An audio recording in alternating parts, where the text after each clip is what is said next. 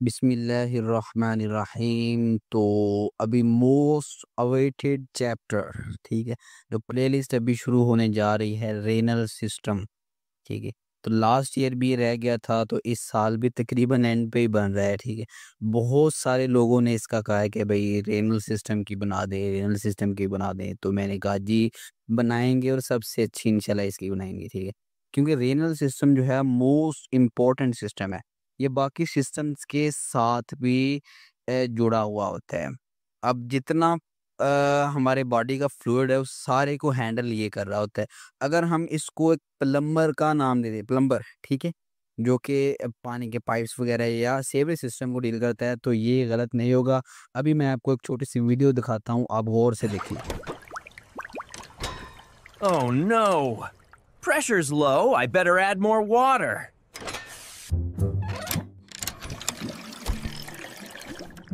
Fixed it! More fluid should help. Stop!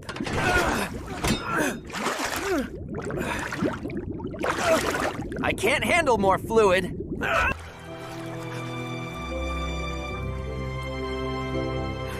I was only trying to help. तो अभी जो video आपने देखी है, इसमें जो प्लम्बर एज अ प्लम्बर काम कर रहा था वो था रेनल, आपकी किडनी थी।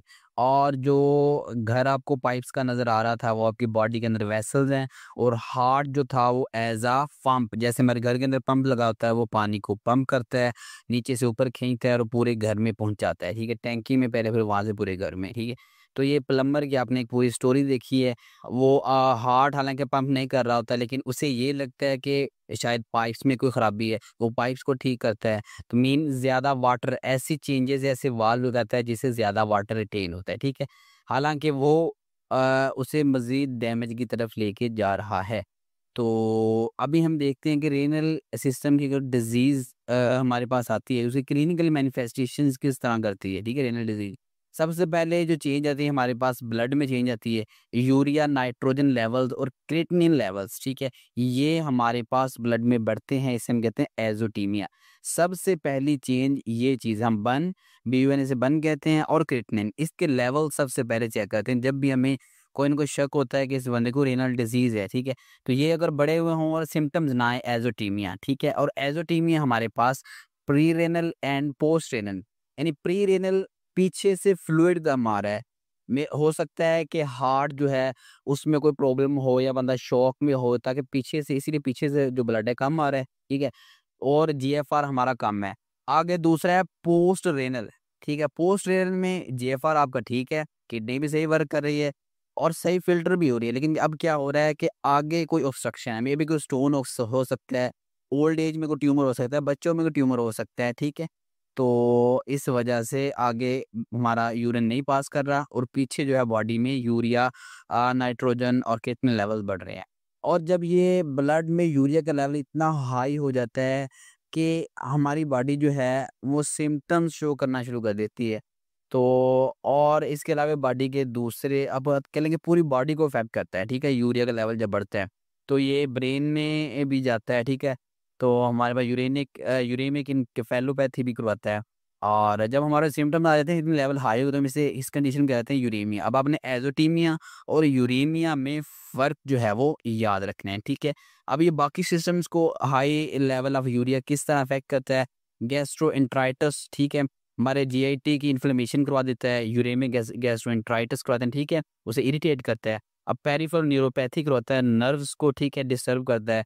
तो उसके अलावा हमारे पास यूरेमिक फाइब्रिनस पेरिकार्डाइटिस, ये इंपॉर्टेंट MCQs है, तो ये अक्सर आ जाता है। ठीक है, ये कौन सी पेरिकार्डाइटिस को होता है, फाइब्रिनस पेरिकार्डाइटिस, यूरिया का हाई लेवल होता है और ये हार्ट के इर्द गिर्द हमारे जो पेरिकार्डियम है उसको इरिटेट करता है। फ्लूइड फ्लूइड में ज़्यादा है ना, तो ये हमारे हार्ट में जाता है, हार्ट से बाहर आता है। ठीक है, जब हार्ट फेलियर होती है तो उसे पेरिकार्डाइटिस करवा देता है। तो ये यूरेमिक फाइब्रिनस, ठीक है, वहाँ पे फाइब्रिनस मतलब फाइब्रोसिस हो जाती है वहाँ पे, ये पेरिकार्डाइटिस करवाता है, इन्फ्लेमेशन, उसके बाद हो जाती है उसकी फाइब्रोसिस। ठीक है, तो अब हमारे पास है क्लिनिकल स्पेक्ट्रा, हम देख रहे हैं डिजीज़ कहाँ से शुरू होती है और कैसे कैसे कैसे एंड स्टेज तक हम पहुँचते हैं। सबसे पहले जब कोई ना कोई डैमेज होता है, सबसे पहले एसिम्प्टोमेटिक है, थोड़ी बहुत चेंज है, एज़ोथीमिया हमारा एसिम्प्टोमेटिक है। उसके बाद जब इंजरी थोड़ी और बढ़ती है, तो छोटी-छोटी जो प्रोटीन जैसा कि एल्ब्यूमिन है, ठीक है? वो यूरिया में आना शुरू हो जाते हैं, ठीक है? हमारे पेशाब में हमें वो उसके लेवल्स नज़र आते हैं, माइक्रो एल्ब्यूमिन यूरिया इसे कहते हैं। अब ये लेवल्स आप फाइनल ईयर में जाके याद करेंगे, कितने लेवल पे हम कहेंगे माइक्रो और कितने पे नेफ्रोटिक, ये वो सारा कुछ, ठीक है? तो अब माइक्रो एल्ब्यूमिन जो है, इससे जब थोड़ी-सी ज़्यादा प्रोटीन बाहर आती है, तो वो हम उसे कहते हैं सब नेफ्रोटिक डिज़ीज़, यानी 3.5 ग्राम अगर आएगा तो नेफ्रोटिक होगा ना, ये उससे कम है, ठीक है? अब माइक्रो एल्ब्यूमिन यूरिया में से पहले एल्ब्यूमिन आ रही थी, हम उसे कहेंगे सिलेक्टिव, ठीक है? सिलेक्टिव प्रोटीन यूरिया, और सब नेफ्रोटिक ये नॉन सिलेक्टिव है, इसमें और प्रोटीन्स भी आ रही होती हैं। अब सब नेफ्रोटिक से नेफ्रोटिक सिंड्रोम आएगा, ठीक है? अब और इंजरी हो गई है, अब 3.5 ग्राम से ज़्यादा हमारे पास प्रोटीन पेशाब में आ रही है। अब नेफ्रोटिक सिंड्रोम के बाद अगर अब भी पेशेंट ट्रीट नहीं होता और नेफ्रिटिक्स मीन ब्लड आना शुरू हो जाएगा, ज़्यादा इंजरी होगी। देन हमारे पास नेफ्रिटिक भी सही तरह ट्रीट नहीं हो रहा, तो एकेआई एक्यूट किडनी इंजरी, ठीक है? तो देन एकेआई भी हम सही तरह ट्रीट नहीं कर पाते, तो आहिस्ता-आहिस्ता सीकेडी की तरफ यानी क्रोनिक किडनी डिजीज़ की तरफ पेशेंट चला जाता है। अगर वो सही तरह ट्रीट नहीं होती, तो पेशेंट कहाँ जा रहा है? एंड स्टेज रेनल डिजीज़ यानी कि रेनल फेलियर, और रेनल फेलियर जो है पाकिस्तान में बहुत कॉमन है, और इट इज़ आप कह लेंगे one of the major cause of death, ठीक है, in underdeveloped countries. Now let's have a look on glomerular structure, ठीक है? तो किसी भी चीज़ को पढ़ने से पहले अगर आपको स्ट्रक्चर का पता है, तो आपको उसके बाद फंक्शंस का पता होना चाहिए, और जब स्ट्रक्चर डैमेज होगा, फंक्शंस कैसे कंप्रोमाइज़ होंगे, ठीक है? अगर आपको नॉर्मल स्ट्रक्चर, इसीलिए पहले 2 सालों में एनाटॉमी पढ़ाई जाती है, फिजियोलॉजी पढ़ाई जाती है, ताकि ये दोनों चीज़ें आपके ज़हन में हों, और डिज़ीज़ें उसके बाद ही शुरू होती हैं। अब ये देखें, ग्लोमेरुलस पहले आपको दिखाया गया, उसका एक कट सेक्शन आपके सामने रखा गया, क्योंकि अब हमने सारी डिज़ीज़ जो पढ़नी है वो इसी को अफेक्ट करती हैं, तो इसका हम स्ट्रक्चर इसका जानना बहुत ज़रूरी है, ठीक है? ये आपको पता है अंदर इसके वैसे कैपिलरीज हैं, ये देखें, ये कैपिलरी की अंदर वाली वाल यानी एंडोथीलियम, ठीक है? तो एंडोथीलियम है, एंडोथीलियम के अंदर आपको जो सुराख सुराख से नजर आ रहे हैं, ठीक है, होल्स हैं, ये फेनेस्ट्रेशंस हैं। नॉर्मल जो हमारे पास फिल्ट्रेशन होती है, यूरिन बनता है, इसी से फिल्ट्रेशन होती है, ठीक है? उसके बाद ये जो देखें, थोड़ी आप कह लें कि थोड़ी डार्क रेड सी या क्लेजी कलर जो आपको नजर आ रहा है, ठीक है, ये आपकी बेसमेंट मेम्ब्रेन है, और ये ब्लू ब्लू बेसमेंट मेम्ब्रेन के बाहर जो है, ये हमारे पास पोडोसाइट्स हैं, ठीक है? पोडोसाइट्स भी कहते हैं, और पोडोसाइट्स पोडोसाइट्स कह लेते हैं, ठीक है? ये हमारे पास 2 तरह के एपिथेलियम होते हैं, विसरल एंड प्राइटल, ठीक है? तो ये विसरल एपिथेलियम है। विसरल एपिथेलियम में क्या आता है? पोडोसाइट्स। उसके बाद इसके बाहर हमारे पास ये आपको ऑरेंज ऑरेंज या येलो टिंट सा नजर आ रहा है, ठीक है? ये आपके पास क्या है? ये प्राइटल एपिथेलियम है, ठीक है? तो एपिथेलियम की 2 लेयर्स होगी, एक बाहर वाली, एक अंदर वाली। अंदर वाली पोडोसाइट्स बना रहे हैं, और उसके बाद ये पोडोसाइट्स के हमें ना, ये जहाँ पे मैंने बेसमेंट मेम्ब्रेन दिखाई है, ये आपको बर्ड बर्ड से नजर आ रहे हैं, ठीक है? थोड़े से वक्फे से या डिस्टेंस से लगे हुए। ये क्या है इसके? दीज आर फूड प्रोसेसेस, ठीक है? तो फूड प्रोसेस जो है ये बहुत इंपॉर्टेंट है। इससे पहले ऊपर देखें, ये आपको ग्रीन ग्रीन नजर आ रहा है, ये मिजेंजियम है, ठीक है? तो मिजेंजियल सेल्स, मिजेंजियम आपकी मैट्रिक्स में, ठीक है? तो इसके ये जो है आप कह लेंगे सेल्स बनाती है एंडोथीलियम के लिए, ठीक है? और एंडोथीलियम की रीजनरेशन के लिए इसके अंदर मटेरियल होता है, और कहीं पे ब्रेक डाउन होता है, तो ये उसको आप कह लें कि रीजनरेट करने में हेल्प करती है। अब ये जो अभी दिखाया गया है, ये आपके पास क्या है? फूड प्रोसेसेस हैं, किसके? पोडोसाइट्स के। फूड प्रोसेसेस का अहम रोल है, ठीक है? फिल्ट्रेशन में हेल्प करते हैं, ठीक है? और ये बड़े जो मॉलिक्यूल्स होते हैं उनको रोकने में हेल्प करते हैं, ठीक है? अभी ये अंदर देखिए, एंडोथीलियल सेल आपको नजर आ रही है, हमने एंडोथीलियम पहले देखी है, और ये सेल एंडोथीलियल सेल है, ठीक है? तो अब हम देखते हैं थोड़ा जूम करके इन फूड प्रोसेसेस को। ये 2 फूड प्रोसेसेस हैं, पहले इससे ऊपर हम देखते हैं, ठीक है? ऊपर से नीचे को आते हैं, ठीक है? तो ये देखें, ये सेल्स है, एंडोथीलियल सेल्स है, ठीक है? यानी एंडोथीलियम बन रही है। इसके नीचे ही हमारे पास ठीक है, ये बेसमेंट मेम्ब्रेन है, और उसके नीचे ये दो ब्लू ब्लू से ये फुट हाँ फुट प्रोसेस हैं पोडोसाइट्स के। तो ये इसके दरमियान में देखें, दोनों फुट प्रोसेस के ना साथ नेफ्रन मालिक्यूल जुड़े होते हैं। ये नेफ्रन मालिक्यूल्स आपस में दोनों साइड से मिलते हैं और एक फिल्टर लाइक, ठीक है, जैसे एक छलनी होती है ना, छलनी दाने अक्सर जो गांव के लोग हैं या फिर जो चावल वगैरह की फसल वो करते हैं, ठीक है, तो चावलों को आप कह रहे हैं कि फिल्टर करने के लिए छलनी इस्तेमाल करते हैं, ठीक है, छालनी या छलनी इस तरह कुछ कहते हैं, तो फिल्टर लाइक होता है, तो ये उस तरह का बना देते हैं, ठीक है। थोड़ी थोड़ी बारीक चीजें फिल्टर हो सकती हैं, ज्यादा बड़ी नहीं हो सकती।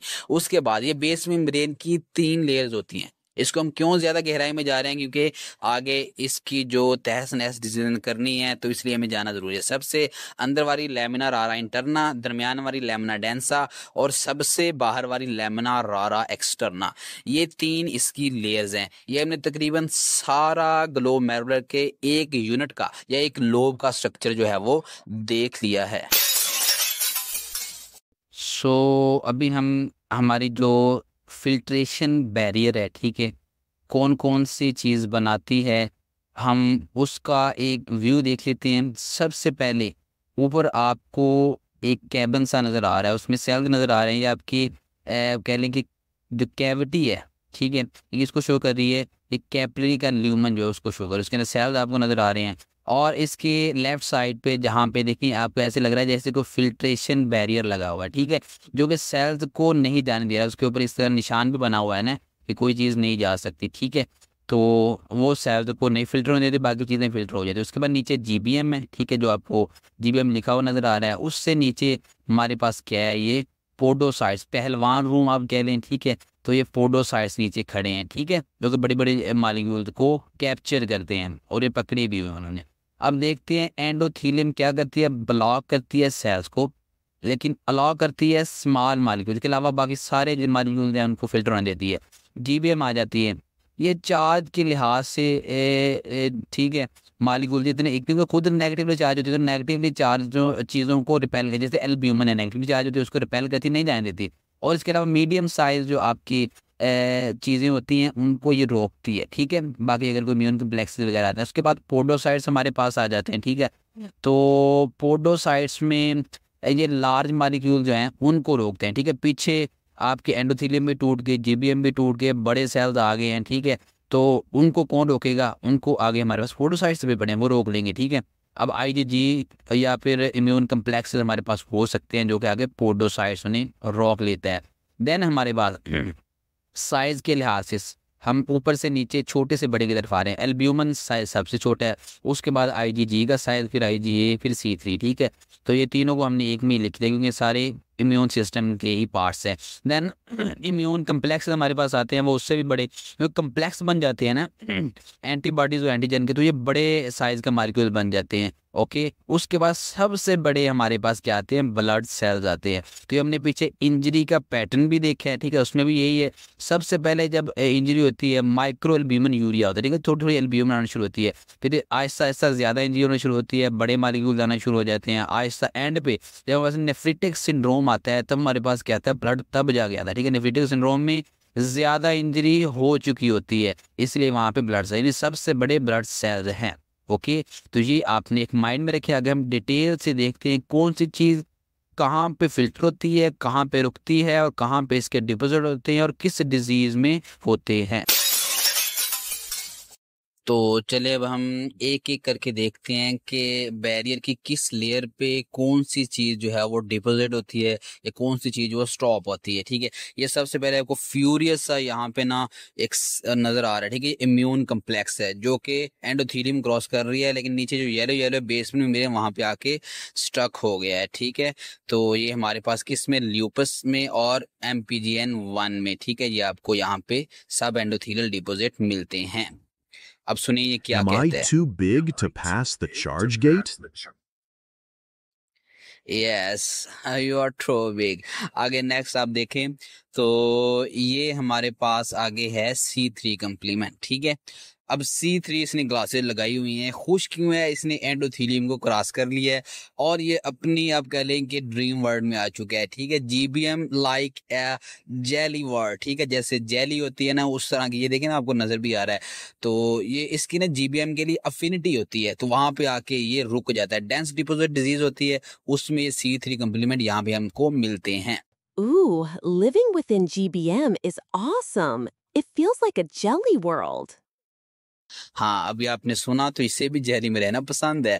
नेक्स्ट आप देखें, ये आपके पास ये भी क्या है, इम्यून कम्प्लेक्सेस हैं। ठीक है, और ये क्या है, ये जो आपको ये देखें ना, जिन्होंने आपको पैराशूट जिन पे नजर आ रही है, इम्यून कम्प्लेक्सेस हैं, ये लैंड करके बहुत पीछे तक आ चुके हैं, एपिथेलियम के पीछे। ये पोडोसाइट्स खड़ा है। ठीक है, पोडोसाइट मीन गार्ड है वहां पे, यानी पहलवान से याद रखें, पोडोसाइट्स गार्ड है।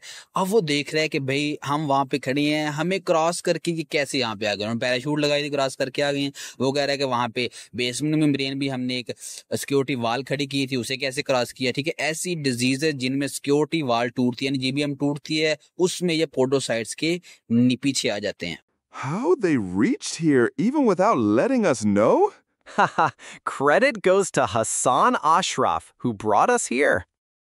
हाँ, तो ये अब क्या कह रहा है कि अभी आपने इसकी सुनी है कि ये हमें पास किए बगैर, हमारे जाने बगैर कहाँ कैसे यहाँ तक पहुंच गए। तो post streptococcal glomerulonephritis and membranous nephropathy, जिनमें GBM टूटती है, उनमें आपको सब एपिथेलियल डिपोजिट्स मिलते हैं। उन्होंने पीछे जो वो लगाई हुई है सर पे, ठीक है, तो पैराशूट वो हम्प की तरह की आपको दिखाई दे रही है ना, तो हम्प शेप डिपोजिट्स मिलती हैं। आगे आपके पास ये गेस्ट रूम है। ठीक है, अब किडनी का गेस्ट रूम क्या है, हमारे ग्लोमेरुलाई का गेस्ट रूम क्या है, मेसेंजियम है। ठीक है, तो अब ये कुछ स्ट्रे मॉलिक्यूल्स होते हैं आवारा, ठीक है, वो IgA होते हैं हमारी बॉडी के अंदर, तो वो ब्लड के अंदर कम्प्लेक्सेस बनते हैं, या आप कह लें कि इन सिटू बनते हैं, तो ये आके मेसेंजियम में डिपोजिट हो जाते हैं। ठीक है, मेसेंजियम की इनके लिए अफिनिटी होती है IgA के लिए, ये आवारा लोगों को अपने अंदर जगह देती है। ठीक है, तो अब आप गौर से सुनें कि ये क्या कह रहे हैं।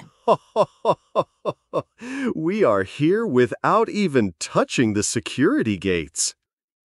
हाँ, वो कह रहे हैं कि सिक्योरिटी को टच किए बगैर ही हम यहाँ पे आ गए हैं। ठीक है, तो वो इसलिए खुश हो रहे हैं। IgA नेफ्रोपैथी में, ठीक है, हिनोक्शॉनलिन परपरा, उसमें भी IgA के डिपोजिट्स होते हैं, और ल्यूपस टाइप 2 में। ठीक है, तो अब हम देखते हैं कि इसकी समरी जो हमने आज अभी सारा कुछ देखा है। ठीक है, देखते हैं कौन सा मॉलिक्यूल कहाँ पे फिल्टर होता है, कहाँ पे डिपोजिट होता है, कहाँ पे रुकता है। ठीक है, तो ये हम सारा देखते हैं। ये इसलिए इम्पोर्टेंट है, आगे आपने जितनी डिजीज पढ़नी है उसकी सारी मॉर्फोलॉजी, पैथोजेनेसिस इन्हीं चीजों पे है। ठीक है, कहाँ पे आपको क्या मिल रहा है, कौन सा डिपोजिट मिल रहा है। अब एल्ब्यूमिन यूजली जो है, GBM हमारे सारे मॉलिक्यूल को रोक लेती है। ठीक है, और हमारे पास अब देखें, ये क्रॉस किन में करता है, नेफ्रोटिक सिंड्रोम में एल्ब्यूमिन, ठीक है, जिसमें हमारी GBM का चार्ज खत्म हो जाता है। उसके बाद ये IgA C और C3 है, ये भी GBM ब्लॉक करती है, लेकिन डिपोजिट कहाँ पे होता है, ये मेसेंजियम में। ठीक है, हमारा A मेसेंजियम में, और बाकी G और C3, ठीक है, ये सब एपिथेलियल या सब एंडोथेलियल, दो जगहों पे आपको मिल सकते हैं। उसके बाद इम्यून कम्प्लेक्सेस भी आपको दोनों जगहों पे मिल सकते हैं, एंडोथेलियली, सब एंडोथेलियल, सब एपिथेलियली। और उसके बाद ब्लड सेल्स हैं, ठीक है, और ये एंडोथीलियम ही रोक लेती है। उसके अलावा बाकी सारे एंडोथीलियम को क्रॉस करते हैं, क्योंकि उसमें पोर्स होते हैं ना, तो फिल्ट्रेशन पोर्स या फिनेस्ट्राई उसे हम कहते हैं, उसमें हर चीज फिल्टर हो जाती है मासवाइज सेल्स की। ठीक है, तो सेल्स एंडोथीलियम रोक लेती है, लेकिन ये कब क्रॉस करते हैं, जब बैरियर का रप्चर होता है। ठीक है, तो ये हम आगे देखेंगे कौन सी डिजीज में। अब क्लिनिकल कनेक्शन देखते हैं किस डिजीज में क्या होता है, मिनिमल चेन डिजीज है या फोकल सेगमेंटल ग्लोमेरुलोस्क्लेरोसिस, हम आगे देखेंगे सारा कुछ। ठीक है, उसमें जो मेम्ब्रेन है, बेसमेंट मेम्ब्रेन, उसकी चार्ज खत्म हो जाता है, इसलिए एल्ब्यूमिन जो है वो फिल्टर होना शुरू हो जाता है। इसके अलावा मेम्ब्रेनस ग्लोमेरुलोनेफ्राइटिस या पोस्ट स्ट्रेप्टो, जिसमें मेम्ब्रेन को नुकसान पहुंचता है, उसमें हमारे इम्यून कम्प्लेक्सेस जो है GBM को क्रॉस कर जाते हैं और एपिथेलियल के नीचे पहुंच जाते हैं, सब एपिथेलियल डिपोजिट्स मिलते हैं। उसके बाद membranoproliferative glomerulonephritis and lupus nephritis. ठीक है, इसमें लार्ज इम्यून कम्प्लेक्स होते हैं जो कि GBM उन्हें रोक लेती है। ठीक है, इसमें क्योंकि हमारी GBM इंटैक्ट रहती है, और ये सब एंडोथेलियल डिपोजिट मिलते हैं। उसके बाद डेंस डिपोजिट डिजीज हमने देखी है, C3 कहाँ पे, GBM में हमारे पास इम्बेड्स हुए थे। ठीक है, वो हमने देखा जेली लाइक वर्ड में, आपको क्लास से लगाया पीछे हमने देखा है। उसके बाद IgA नेफ्रोपैथी है, इसमें मेसेंजियम में आपको डिपॉजिट मिलते हैं। और रैपिडली प्रोलिफरेटिव ग्लोमेरुलोनेफ्राइटिस, तेजी से इसमें हमारा ग्लोमेरुला की इंजरी होती है, एंडोथीलियम इंजरी होती है, आगे आगे चीज़ें इंजर होती जाती हैं। और हमारे पास ब्लड सेल्स में सबसे बड़े होते हैं, वो नॉर्मली तो एंडोथीलियम रोक लेती है, लेकिन जब इंजरी इतनी हो चुकी है तो एंडोथीलियम को भी क्रॉस कर जाते हैं और यूरिन में ब्लड आना शुरू हो जाता है। वो एक्सट्रीम लेवल इंजरी का होता है।